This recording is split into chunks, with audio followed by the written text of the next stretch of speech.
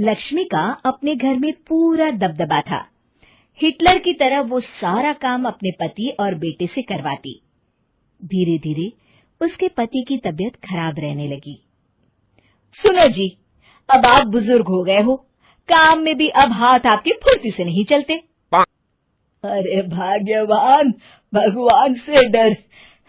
तुझसे मैंने शादी अपने इकलौते बेटे के अच्छे पालन पोषण के लिए की थी, लेकिन तूने तो उसका बेड़ा गर्क कर दिया। मैंने क्या किया? पढ़ाया लिखाया, अब नौकरी नहीं लग रही तो मैं कैसे जिम्मेदार हो गई? अब घर में बैठकर रोटी तोड़ रहा था तो मैंने कहा काम ही कर ले।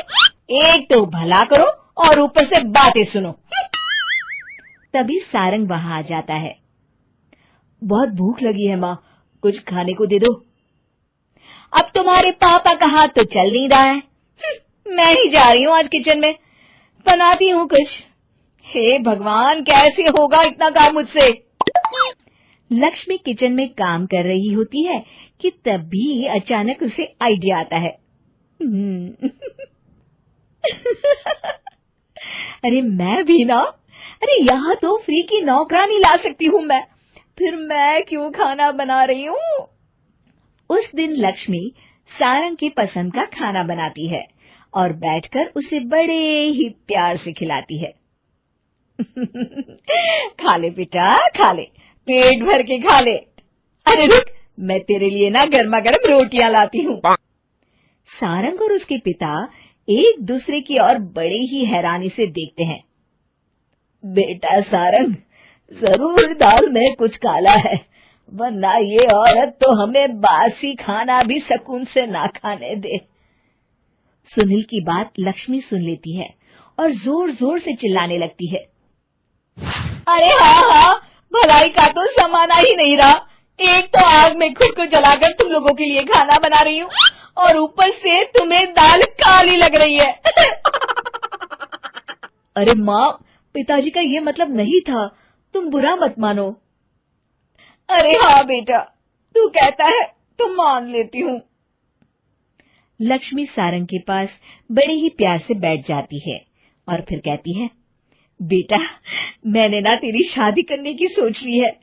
अब तेरे पिताजी के हाथ भी नहीं चलते तो सोच रही हूँ तेरे लिए बीवी ले आऊं। अब पता नहीं ना मैं भी कब मर जाऊं। अब ऐसे भाग्य भी कहाँ है हमारे। क्या कहा? अरे हाँ, तुम तो चाहते ही हो कि मैं मर जाऊं, लेकिन मैं अपनी प्यारी बहू का चेहरा देखे बिना नहीं मरूंगी। हाँ माँ, शादी तो मैं कर लूं, लेकिन मैं नौकरी नहीं करता, फिर कोई क्यों देगा मुझे अपनी बेटी? अरे क्यों नहीं देगा बेटी? इतना बड़ा घर, खेल खलियान है, किस चीज की कमी है हमारे पास? जो आएगी राज करेगी, राज। हम तो ना कर पाए राज, ये बोलो कि एक और नौकर तुम्हारे पास आ जाएगा। मैं कहती हूँ चुप हो जाओ। अरे खुद के घर का खाना बनाएगी तो क्या नौकरानी हो जाएगी? अब तुमसे तो किचन का काम होता नहीं, तो कोई तो करेगा ना। ठीक है माँ, तुम जैसा सही समझो बस। अब मेरी एक शर्त है, लड़की जो भी हो वो दिखने में कैसी भी हो या कहीं की भी हो, बस पढ़ी लिखी होनी चाहिए। अरे हाँ, ला देंगे पढ़ी लिखी बेटा, मैंने कौन सा काम करवाना है उससे। हाँ। और फिर एक दिन पास के गांव की ही रति से सारंग की शादी हो जाती है। रति दिखने में बहुत ही सुंदर थी, साथ ही साथ काफी पढ़ी लिखी थी। रति को लक्ष्मी के सौतेले होने की बात पता नहीं थी। शुरू में जब रति ने सारंग को घर का काम करते देखा तो हैरान रह गई। अरे ये तो अच्छी बात है कि आप घर का काम करते हैं, लेकिन मैं तो घर में ही हूं ना, आप क्यों कर रहे हैं जी? जाइए, आप नौकरी के लिए अप्लाई कीजिए ना। तभी लक्ष्मी वहां आ जाती है। अरे रति बहू, करने दे उसे काम। और हाँ, मेरे घर के कुछ नियम है, कायदे हैं, यहाँ बीच में ना ही बोलो तो तुम्हारे लिए अच्छा होगा। रति को लक्ष्मी की बात कुछ अजीब सी लगती है। वो समझ नहीं पाती है कि वो ऐसा व्यवहार क्यों कर रही है, लेकिन उसे लक्ष्मी के सौतेले होने के बारे में कुछ पता नहीं चलता है। फिर एक दिन तो हद ही हो जाती है। रति छत से सूखे कपड़े उतार कर ले जा रही थी कि तभी उसकी नजर लक्ष्मी पर पड़ती है, जो किसी तरह चोरी से सुनील की अलमारी खोलने की कोशिश कर रही होती है। अरे, ये माँ जी को क्या हो गया? चोरों जैसे क्यों आप मेरी अलमारी खोल रही हैं माँ जी? आपको क्या चाहिए मुझे बताइए। अरे वाह, क्या चाहिए मुझे बताइए। अरे मैं इस घर की मालकिन हूँ, पूरा घर मेरे इशारों पर नाचता है और तुम्हें बताऊं कि मुझे क्या चाहिए? हट यहाँ से। और वो उसे जोर से धक्का देती है। जैसे ही लक्ष्मी रति को धक्का देती है, उसके सर पर चोट लग जाती है और वो बेहोश होकर गिर जाती है। रति के आसपास पूरा परिवार खड़ा रहता है। डॉक्टर जैसे ही उसे देखकर जाता है, रति को होश आता है। अरे बेटा, तुम दूर क्यों खड़े हो? मेरे पास आओ, मैं तुम्हारी माँ हूँ, कमला। रति के मुंह से लक्ष्मी सारंग की माँ का नाम सुनती है तो हैरान सी रह जाती है। क्या बोला रति बहू? चुप कर डायन, तूने मेरे पति और बेटे का हाल बेहाल कर दिया। अब तू मेरी बहू को भी गुलाम बनाना चाहती है? रुक, अभी मजा चखाती हूँ। ये कहकर जैसे उसे पकड़ने की कोशिश करती है, लक्ष्मी वहां से भाग जाती है। लक्ष्मी के जाने के बाद रति अपने ससुर और पति की तरफ देखकर मुस्कुरा देती है। दोनों समझ जाते हैं कि ये रति की चाल है।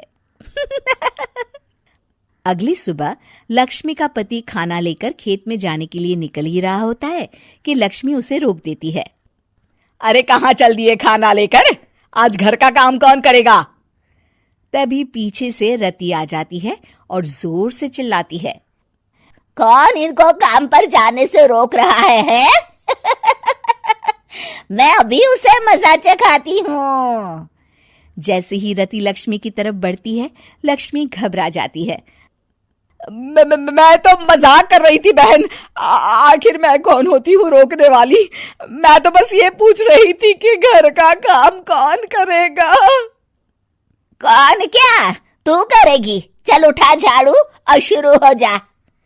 लक्ष्मी पूरे घर में झाड़ू पोछा लगा रही होती है कि अचानक सामने सारंग खड़ा हो जाता है। अच्छा माँ, मैं काम पर जा रहा हूँ। रति के मामा की फैक्ट्री है, मैं वहां आज से मैनेजर के तौर पर काम करूंगा। सैलरी भी अच्छी है। अरे सारंग, तुझे क्या जरूरत पड़ गई काम करने की?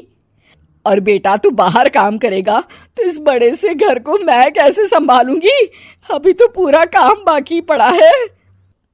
तभी वहां रति आ जाती है। अरे बेटा सारंग, जा, नौकरी पे जा रहा है ना, जा। और हाँ, आते वक्त घर के लिए सब्जियां ले आना। ये लक्ष्मी बैठी बैठी मोटी हो रही है, जरा काम भी तो कर ले। सारंग के जाने के बाद, अच्छा लक्ष्मी, सुन जरा यहाँ। लक्ष्मी अपनी बहू रति को सारंग की पहली माँ जो मर गई है वो समझकर उसके पास जाती है। अरे बहन, ऐसा क्या हो गया जो तुम्हें वापस आना पड़ा? मैं तो बड़े ही प्यार से इस परिवार को चला रही थी। प्यार से तो मैं बहुत साल से तुझे मजा चखाना चाहती थी, लेकिन किसी औरत का शरीर मुझे नहीं मिल रहा था प्रवेश करने के लिए। अब से ना मैं बहू के शरीर में रहूंगी। और हाँ, तूने कोई भी चालाकी दिखाई या मेरे घर के लोगों को परेशान करने की कोशिश की तो तेरा गला दबा दूंगी। लक्ष्मी रति के मुंह से ये सुनकर डर जाती है और शाम को अपने बेटे और पति के सामने जाकर कहती है, तुम दोनों मुझे माफ कर दो। मैं अब तुम दोनों को कभी परेशान नहीं करूंगी। और बहू, तुम मेरी बेटी की तरह हो, बस अब बेटी की तरह ही बनकर रहना। लक्ष्मी उन लोगों को इतना कहकर वहां से चली जाती है और उसके जाने के बाद तीनों एक दूसरे की तरफ देखकर हंस देते हैं।